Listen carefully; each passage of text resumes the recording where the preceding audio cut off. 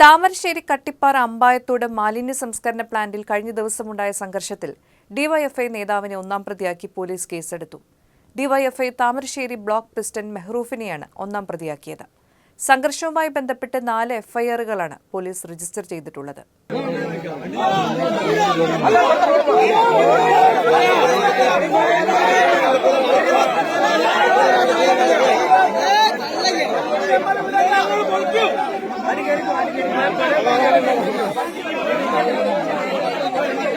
താമരശ്ശേരിയിലെ fresh cut അറവ് മാലിന്യ കേന്ദ്രത്തിൽ ഇന്നലെ നടന്നത് ആസൂത്രിത ആക്രമണമെന്ന് ഡിഐജി യതീഷ് ചന്ദ്ര പറഞ്ഞു.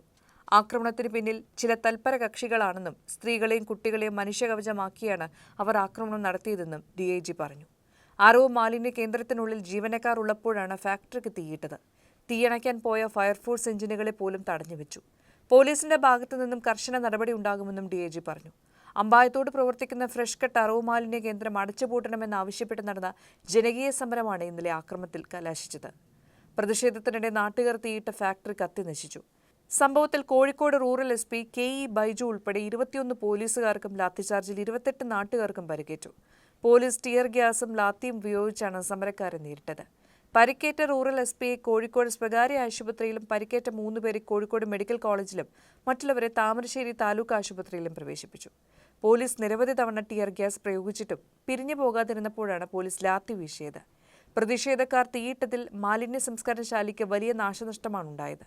2019 പ്രവർത്തനം ആരംഭിച്ച കോഴി അറവ് മാലിന്യ സംസ്കരണ ഫാക്ടറിയിൽ നിന്നും ദുർഗന്ധമുണ്ടാകുന്നതിലും മാലിന്യങ്ങൾ ഒഴുക്കുന്നതിലും നാട്ടുകാർ നേരത്തെ പ്രതിഷേധിച്ചിരുന്നു. 4 സ്കൂളുകൾ കോടതിയെ സമീപിച്ചു. കേസ് ഹൈക്കോടതിയുടെ പരിഗണനയിലാണ്. 5 മാസം മുമ്പ് ഫാക്ടറി അടച്ചിട്ട് നവീകരണം നടത്തിയിട്ടും ദുർഗന്ധത്തിന് ശമനമായില്ല.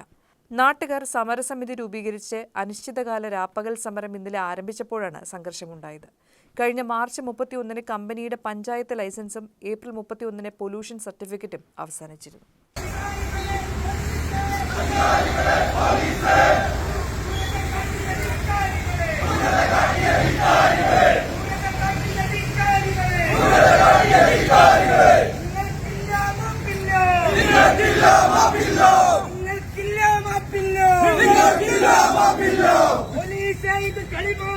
പോലീസ്